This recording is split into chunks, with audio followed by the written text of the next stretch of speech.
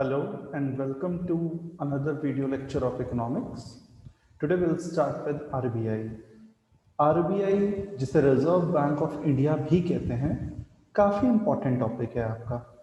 हम लोगों ने प्रीवियस वीडियो लेक्चर्स में बजट कंप्लीट कर लिया है और आज से हमारा नया टॉपिक स्टार्ट होगा विच इज़ योर आरबीआई। ठीक है, डिस्क्रिप्टिव हो या ऑब्जेक्टिव हो, आपका पेपर किसी भी पैटर्न में है, आरबीआई से क्वेश्चंस काफ़ी आते हैं।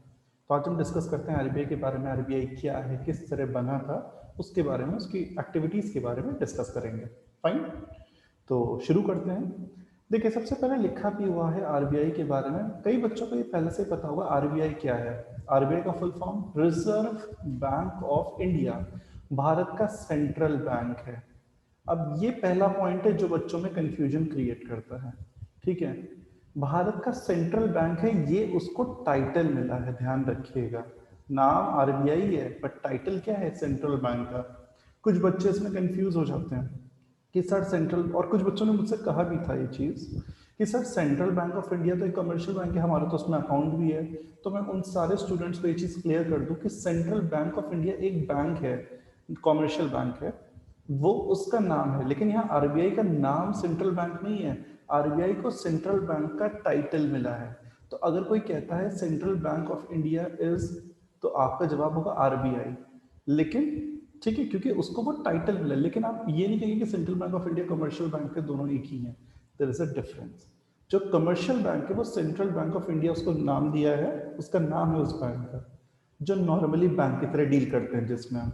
और आरबीआई जो है वो एक सेंट्रल बैंक है जिसको टाइटल मिला है सेंट्रल बैंक का। क्यों मिला है? क्योंकि नेक्स्ट टाइम में देखो, वो कंट्रोल करता है, इश्यू करता है भारत में करेंसी को।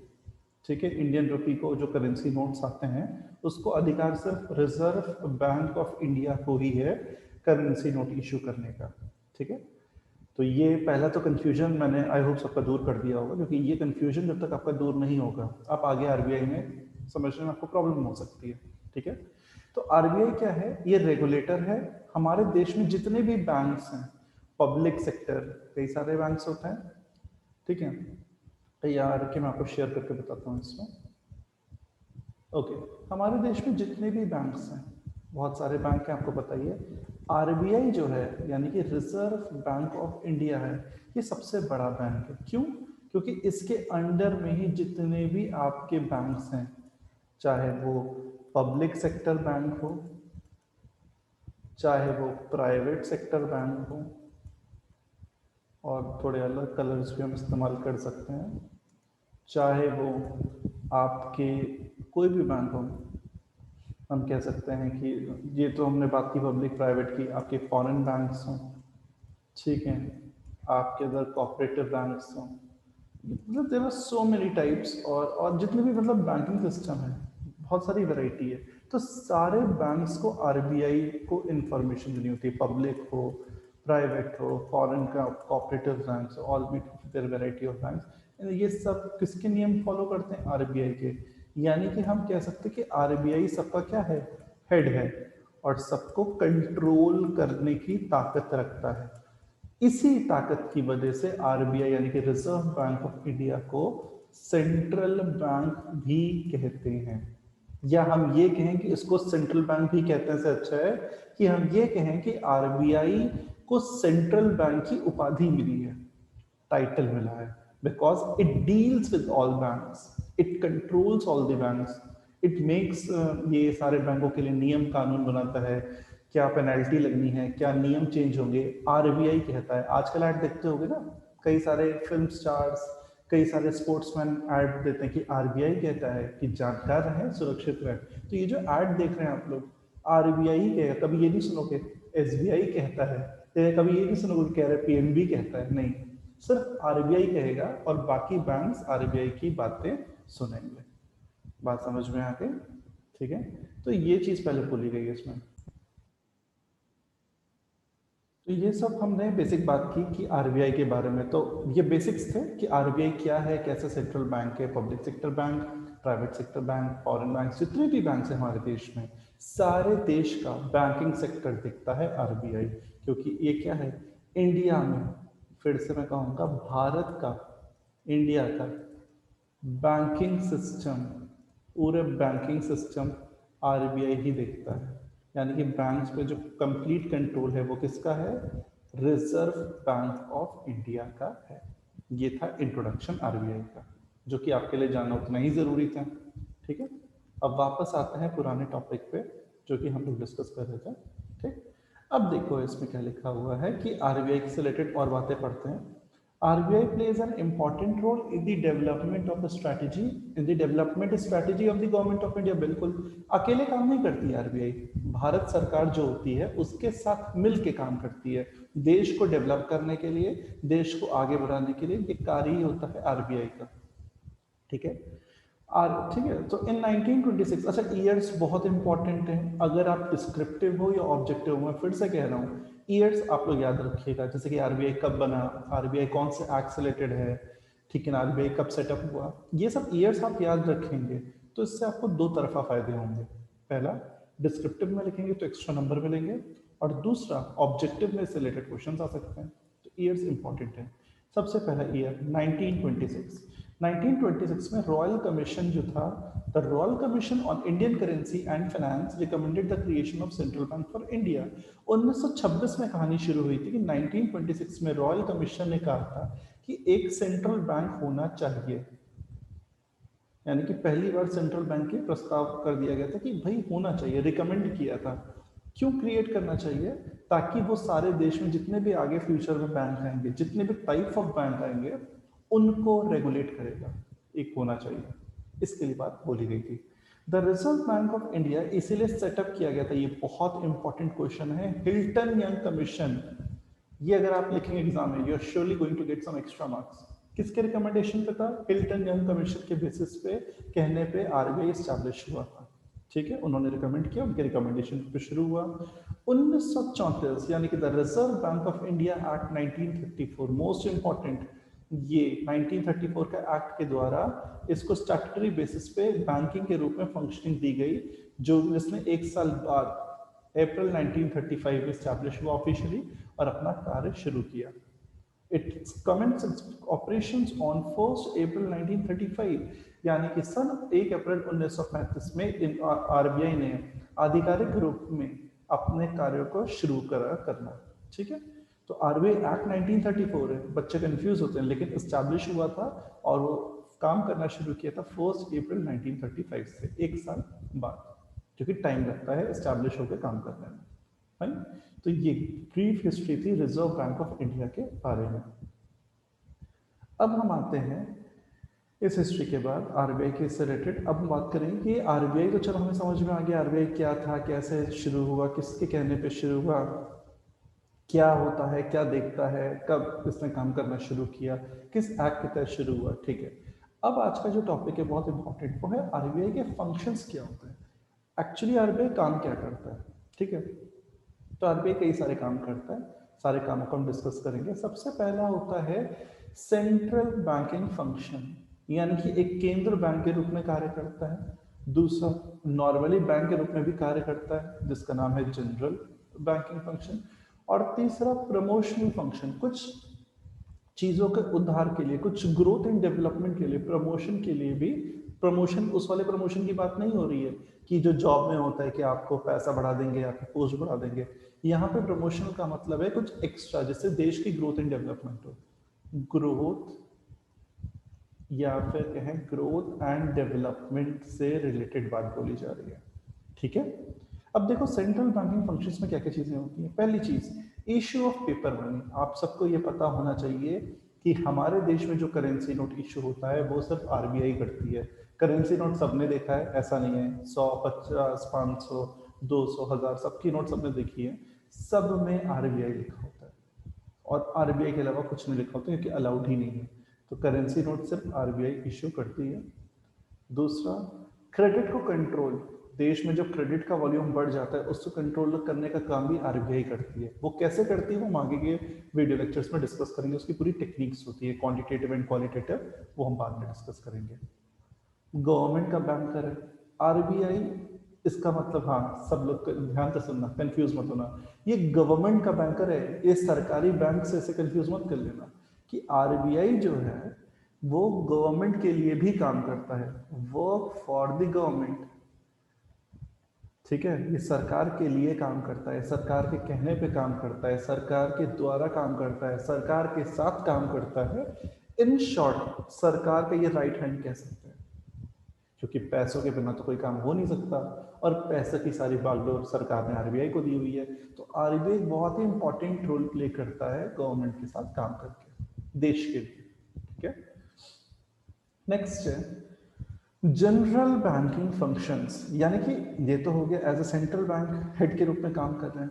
इसके साथ साथ आपका है कि ये जनरल बैंकिंग फंक्शन के रूप में भी काम करता है, यानी कि ये कुछ ऐसे नॉर्मल बैंकिंग एक्टिविटीज के रूप में भी काम करता है। वो क्या करता है, wages and advances, deposits accept करना बैंक से, पैसे देना भी और लेना भी, ठीक है, एडवांस भी लेना। तो ये सारे काम as a general banking functions RBI करता है। नेक्स्ट है प्रमोशनल फंक्शंस। प्रमोशनल फंक्शंस का मतलब होता है जो आरबीआई है वो बैंक्स का डेवलपमेंट के लिए भी कार्य करता है, चाहे वो पब्लिक सेक्टर बैंक हो, चाहे वो प्राइवेट सेक्टर बैंक हो, या कोई अदर टाइप का बैंक हो। जिस बैंकिंग को जरूरत है, नीड है ग्रो करने की, डेवलप करने की, आरबीआई अपनी तरफ से हर जरूरी मदद करता है। Next, banking training institutes.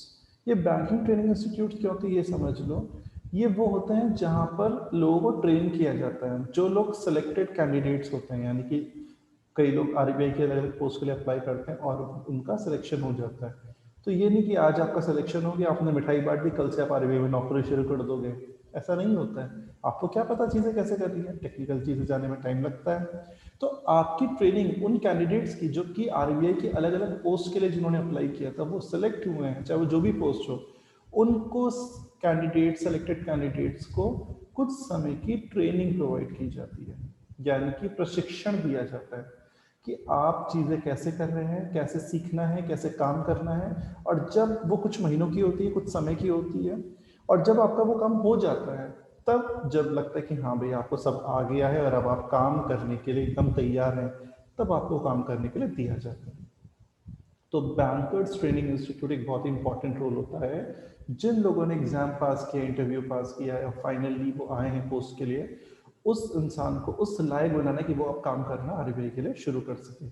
और ये सब मैं आरबीआई की बात नहीं बता रहा हूँ, जनरली ऑर्गेनाइजेशन में ही होता है। ठीक है, नेक्स्ट है एग्रीकल्चर क्रेडिट। ये बहुत ही इंपॉर्टेंट है, एग्रीकल्चर एरिया को क्रेडिट देना। आरबीआई ने क्या कहते हैं, मैं बता सकता हूँ आपको कि आरबीआई ने एग्रीकल्चर भी बहुत पहले तक, एग्रीकल्चर भी 1960s के टाइम पे एग्रीकल्चर का भी काम आरबीआई के भरोसे दिए रखा गया था। अब आरबीआई पे इतना बर्डन हो गया था कि आरबीआई ने कहा नहीं भाई, इसके लिए उन्होंने एक अलग से बैंक स्टैब्लिश किया है, जिसका नाम कई बच्चों को पता भी होगा। That bank is called NABARD. NABARD का नाम सुना होगा कई लोगों ने, national bank for agriculture and rural development. NABARD की स्थापना इसीलिए की गई थी ताकि नेशनल लेवल पे एक ऐसा बैंक हो जो सिर्फ कृषि समस्याओं को, कृषि के विकास के लिए, यानी कि एग्रीकल्चर, किसान के लिए देखें। एग्रीकल्चर मतलब ही किसान, और किसान मतलब प्राइमरी सेक्टर।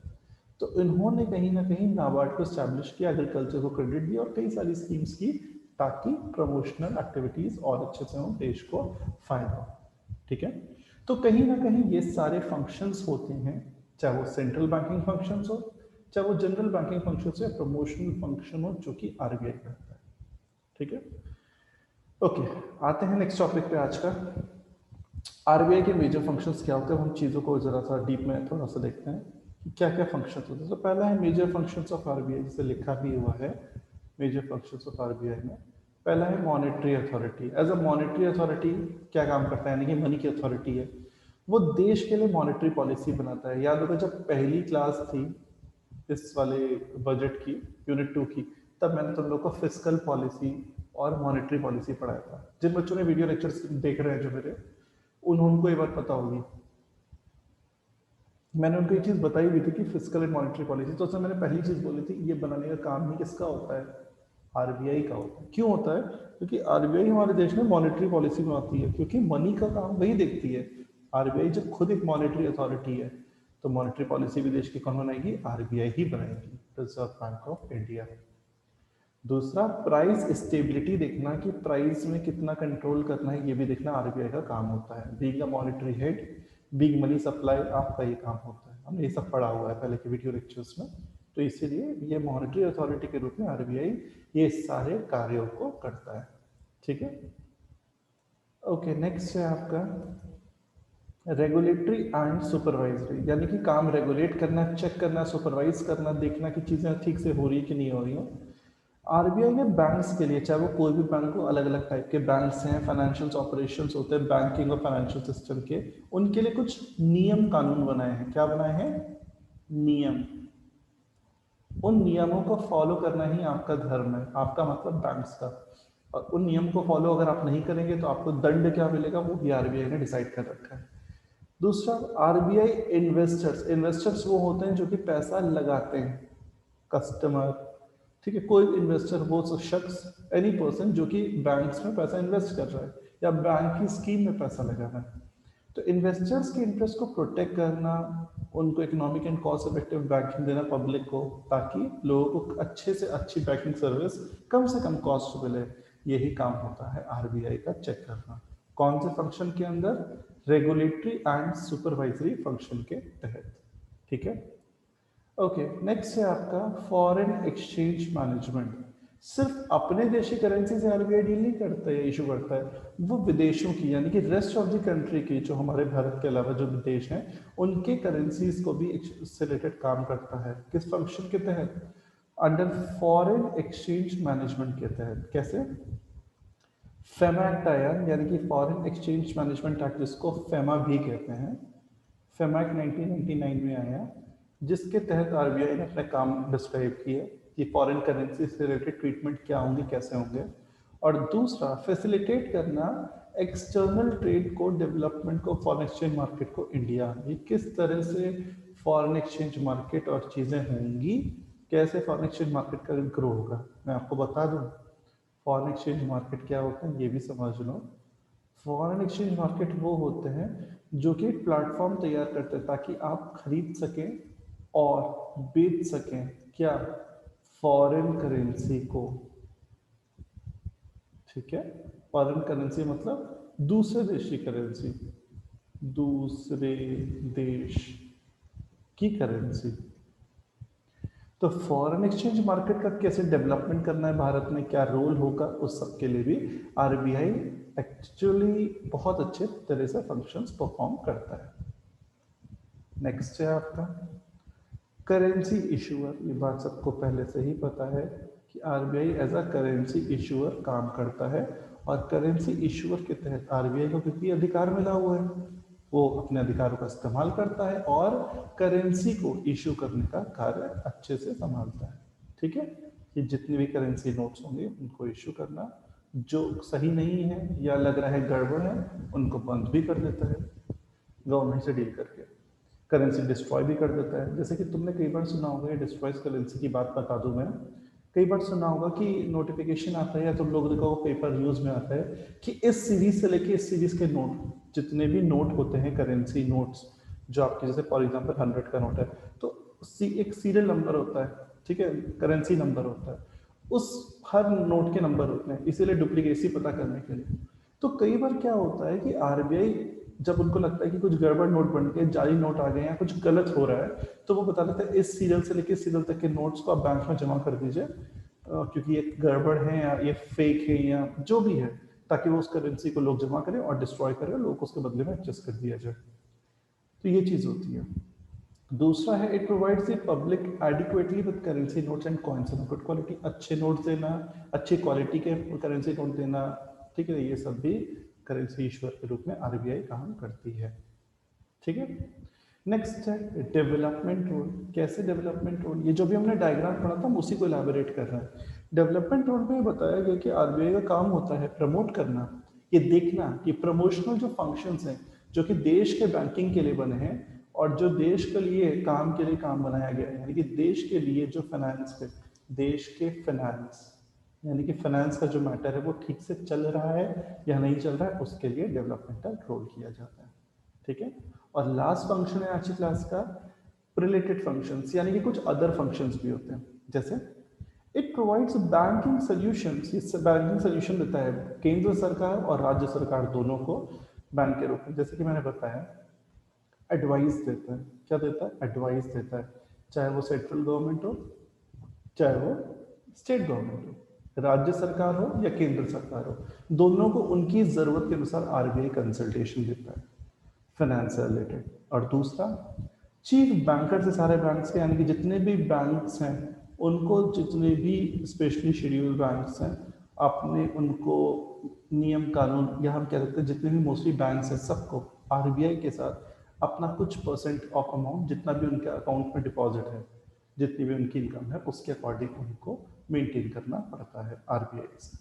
ठीक है, तो आई होप आज का वीडियो लेक्चर आपको समझ में आया होगा। ठीक है, आज हमने आरबीआई और आरबीआई के फंक्शंस के बारे में पढ़ा।